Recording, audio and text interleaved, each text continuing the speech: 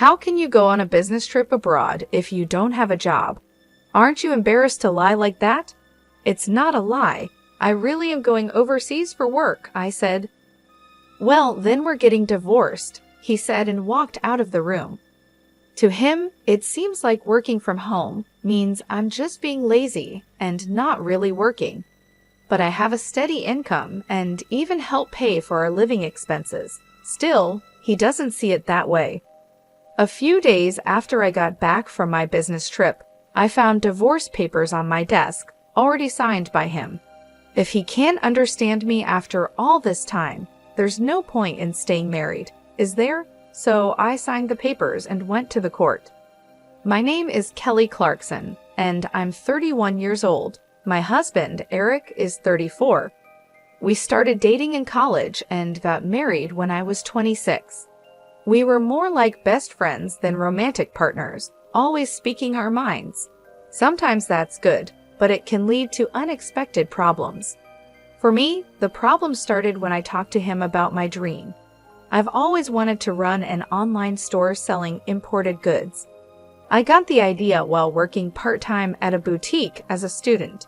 I love foreign designs and was drawn to the unique items I saw there. After college, I aimed to open my own store, so I became a full-time employee at the boutique. Even with a full-time job, I couldn't give up on my dream. I really want to have my own shop filled with my favorite foreign goods and deliver them to customers. My parents and friends were supportive, saying things like good luck and you'll surely succeed. I thought Eric would understand and support my dream too. I tried to bring up the topic with Eric when he got home from work. Hey Eric, you know I've been talking about opening my own shop for a while, right? About that. Oh no, not this again. It won't work if you do it just like that. You should give up. Why would you say that? It's not just a sudden idea. I've been thinking about it for a long time. Impossible is impossible. Life isn't as easy as you think, he said. There's no need to be so harsh. Why do you always shut down my ideas right away?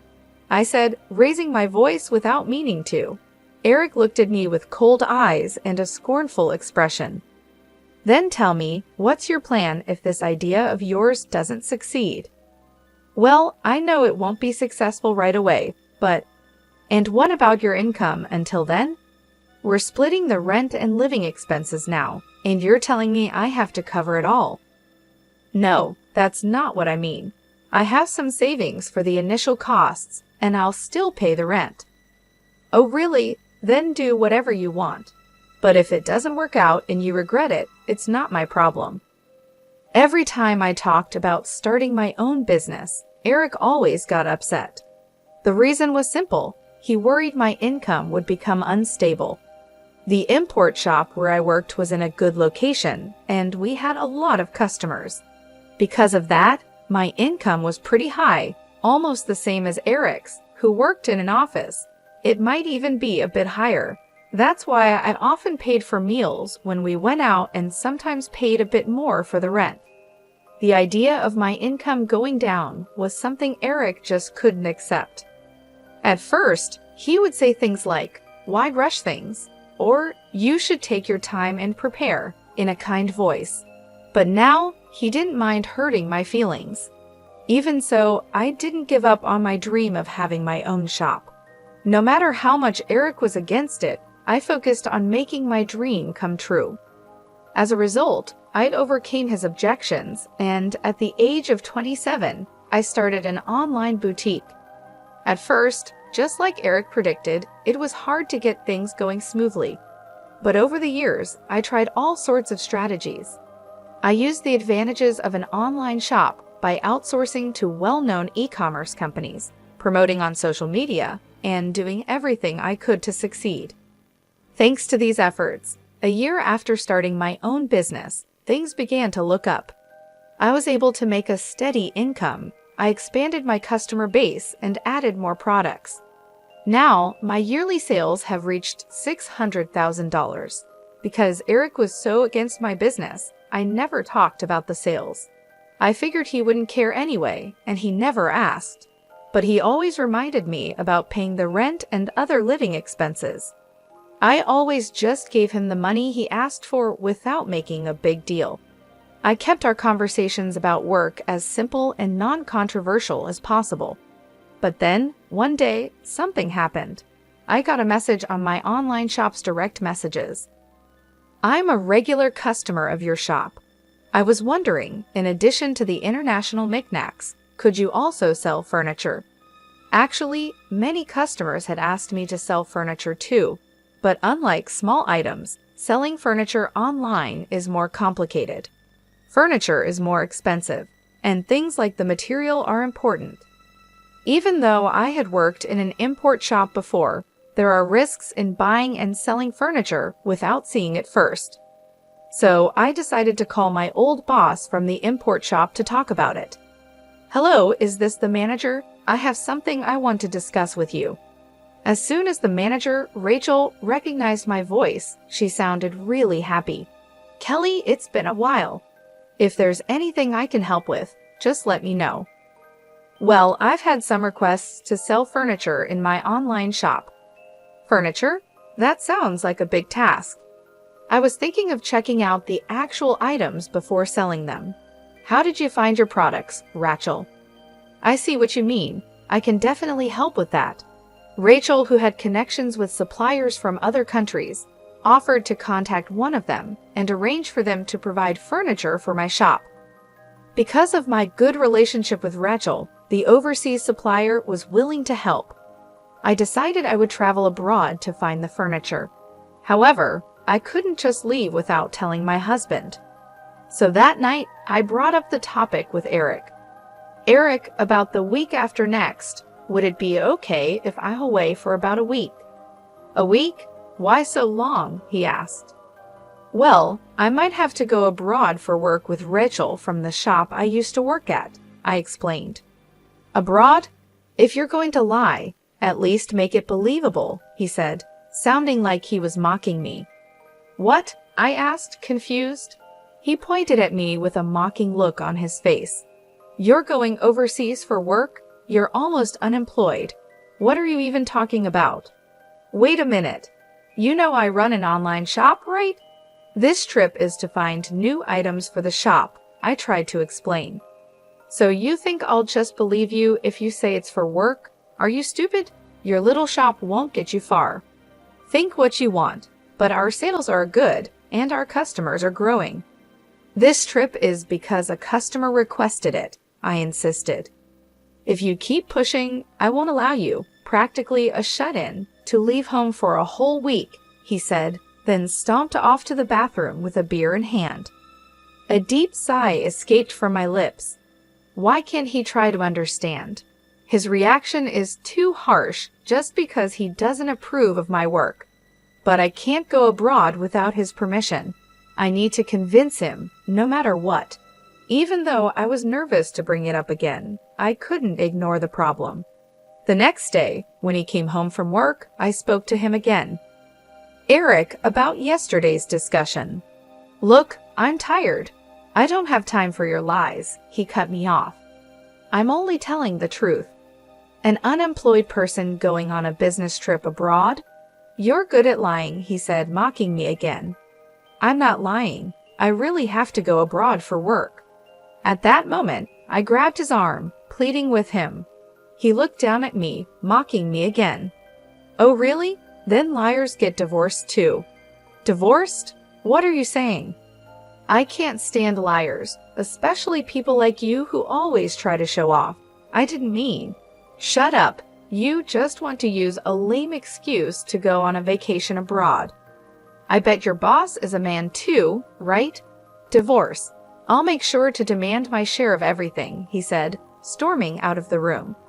At that moment, a furious rage built up inside me. Who does he think he is, looking down on me like that? I work from home, but he only wants to feel superior. Enough is enough. If he wants it that way, then I'll do what I want. So I stopped asking for his permission and decided to go on my business trip abroad as planned. 3 weeks later, I went overseas with Rachel.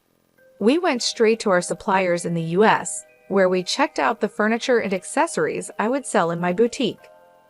Since I was already abroad, I spent the last day sightseeing with Rachel, and we had a great time. However, it wasn't all easy. My phone was filled with angry messages from Eric. "You didn't really go overseas, did you? Get back here now. I'll forgive you if you return today. Time's up. We're getting divorced, you worthless woman." Every message made me more annoyed, but I didn't reply. I knew that responding would only make things worse. "When I get back, if he's willing to talk, we'll discuss it then." With that decision, I enjoyed a carefree week abroad. The business trip ended, and I said goodbye to Rachel at the airport and started my journey home. Facing Eric was awkward, but I prepared myself and opened the front door. "I'm home," I called out. The house was dark, and no one greeted me. As I walked into the living room, I saw laundry scattered on the floor with no place to step. Used dishes and instant noodle containers were piled up in the sink. Amid this mess, I noticed a piece of paper on the desk. "What is this?" I thought. It was a filled-out divorce paper. Beside it was a rough note that said, "To the cheating, jobless woman, I'm ending things with you. Fill out the divorce papers immediately. If you want forgiveness, come to my parents' house. Then I'll reconsider." Just reading the note, I could imagine Eric's smug face. He probably thinks that by writing this, I'd rush to apologize. Of course, I had no intention of doing that. I signed the divorce papers that Eric had left for me and went straight to the state court. Everything went smoothly, and the divorce was accepted without any problems. After that, I went to a real estate agent to cancel my lease on the apartment. This apartment was where I lived when I was single. When Eric and I decided to live together, he moved in because it was spacious enough for both of us. We had talked about moving to a bigger place if we had kids, but now that wasn't going to happen. Once I finished canceling the lease, I went back to the apartment and immediately started packing my things. The next day, I arranged for my belongings to be sent to my parents' house. I also made arrangements to have Eric's things sent to his parents' house. During this time, Eric kept sending me messages full of angry demands and accusations. "Stop being stubborn and come apologize now. You have until the end of the week," and messages like that. I ignored all of them. I continued to pack and send everything from the apartment, both mine and Eric's, to our respective parents' homes. After the apartment was empty, I went back to my parents' home. A week later, my phone kept ringing nonstop. Even though I ignored it, the calls wouldn't stop. So I decided to answer the phone, planning for this to be the last time I talked to him. I pressed the answer button. "Hello?"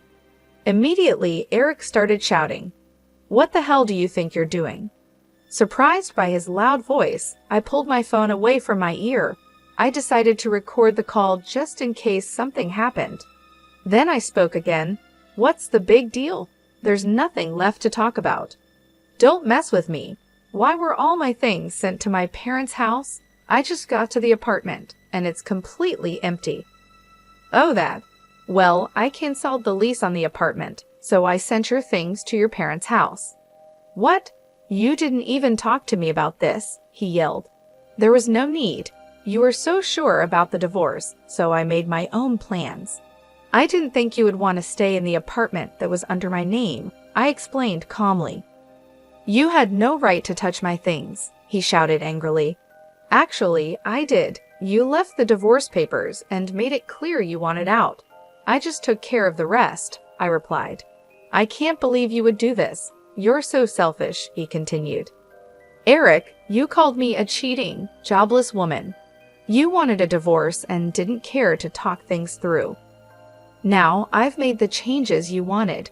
There's no point in dragging this out," I said, trying to keep my voice steady. "Dragging this out? You moved all my stuff without my permission. You didn't even give me a chance to decide," he raged on. "You had a chance. You chose to end things abruptly and left me with no choice but to take action. You said you couldn't stand me and wanted a divorce. So I took care of everything," I responded. Eric was silent for a moment, probably thinking about what to say next. Then he finally spoke again. "You're just trying to make yourself look good. You always do this. You never cared about what I wanted." I took a deep breath and said, "Eric, I've always tried to be understanding and support you, but you made it clear you didn't respect me or my work. I'm not going to argue about this anymore. The decision is final." "What about all the memories? What about everything we shared?" he asked, his voice softer now. "Memories are just that, memories. We can't live in the past. You made a choice, and now we have to move forward. I wish you the best, but I'm moving on," I replied, trying to stay strong. There was a long pause on the other end of the line. Then Eric finally said, "Fine. Do whatever you want, but don't expect me to come crawling back to you." "I don't. Goodbye, Eric," I said and hung up the phone. I felt a mix of relief and sadness wash over me. It wasn't easy to end things this way, but I knew it was the right decision. I took a deep breath and looked around my parents' house, feeling a sense of comfort and support. It was time to start a new chapter in my life, free from the negativity that had held me back for so long. I canceled the lease, so I had to move everything out, right? "What? Canceled? How could you do something like that on your own?" Eric shouted, sounding shocked and angry. "On my own. The apartment was in my name. I can do whatever I want with it, can't I?" At this point, I had nothing left to lose. His words didn't affect me at all, and I responded in a defiant tone. Eric's irritation was evident on his face. "Don't mess with me. I don't care about the lease. We were married, remember? I lived in that apartment too. And you just went ahead and canceled it without even talking to me. Married, yes, but whether you think I cheated or not, we're still married. Canceling the lease on our apartment without discussing it with your husband, what were you thinking? You think you can just do whatever you want, even though you're unemployed? I'll never forgive you for this," he continued to yell, showing no regard for my feelings or my situation. His rant made it clear he didn't care about me or my perspective at all, so I decided to tell him the truth. "Sorry to burst your bubble, but you're getting all worked up about not forgiving me, and we're not even married anymore, okay?" I said, trying to keep my voice calm. "What? What are you talking about?" Eric looked confused and angry. "I submitted the divorce papers you left behind, so we're strangers now. Why should I keep renting a place for a stranger?" "Hold on, you're joking, right? You're basically unemployed.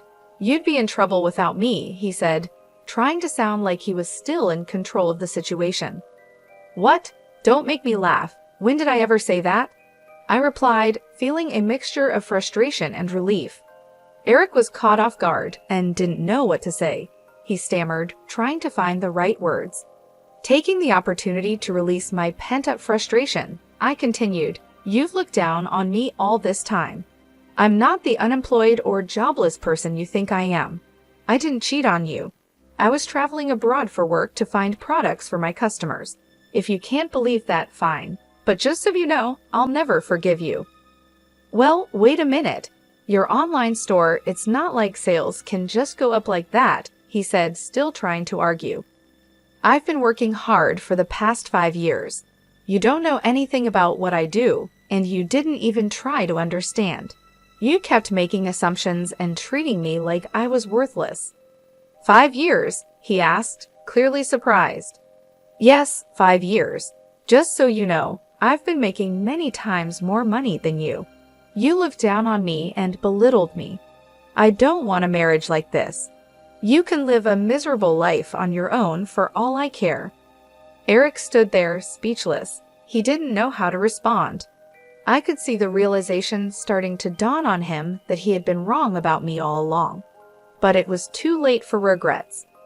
"You've always tried to make me feel small and unimportant," I continued, feeling a weight lifting off my shoulders as I spoke. "You never supported me or my dreams. All you cared about was being in control and making yourself feel superior." "Wait, let's talk about this," he finally said, his voice softer now. "I didn't realize how serious you were." "It's too late for that, Eric. You made your choice when you left those divorce papers and decided to treat me like I didn't matter. I'm moving on, and I'm not looking back. But we were married. We have a history, he said, still trying to hold on to something. History is just that, history. We can't live in the past. You made it clear you didn't respect me or value our relationship. I'm done trying to make things work with someone who doesn't care about me. Eric looked like he wanted to say something, but he didn't. He just stood there, looking defeated and unsure of what to do next. I felt a sense of closure, knowing that I had finally stood up for myself and made a decision that was best for me. "Goodbye, Eric," I said, turning to leave. "I hope you find whatever it is you're looking for, but I won't be a part of it." As I walked away, I felt a mixture of relief and sadness. It wasn't easy to end things this way, but I knew it was the right decision. I had finally taken control of my life and my future. It was time to start a new chapter, free from the negativity and control that had held me back for so long. I took a deep breath and looked forward to the new opportunities and challenges that lay ahead, feeling stronger and more confident than ever before. I hung up the phone, deleted Eric's contact information, and blocked all ways for him to get in touch with me. It seemed he finally realized how many people were using my online store and how successful I had become. He even heard about my success through mutual friends. One day, he showed up at my parents' house, but I had no desire to see or talk to him anymore. Eric made the effort to come to my parents' house, but my dad turned him away at the door. Apparently, Eric's own parents found out about how badly he treated me and kicked him out of their house. Now, I heard he is renting an apartment near his job and spends his time just going back and forth between home and work alone. As for me, I decided to stay with my parents for a while. Thanks to my job, I can work from anywhere, and that is a real blessing. My parents' house is quite old and needs some fixing up, so I am planning to start renovations soon. I'm confident that my online store will continue to grow and thrive. Living at my parents' house gives me the freedom to focus on my business without worrying about anyone else. I can travel abroad whenever I need to find new products for my store. Even though I now have a divorce on my record, I don't regret choosing to follow my dreams over staying in a toxic marriage. I plan to keep working hard and repay the kindness of the people who have supported me along the way. Every day, I get to work in a peaceful environment, free from the negativity that used to surround me. I can finally concentrate on expanding my business and exploring new opportunities. My parents have been incredibly supportive, and their encouragement has been a huge help. I'm planning to use some of the money I've earned from my store to renovate their house and make it more comfortable for them. The online store is doing great.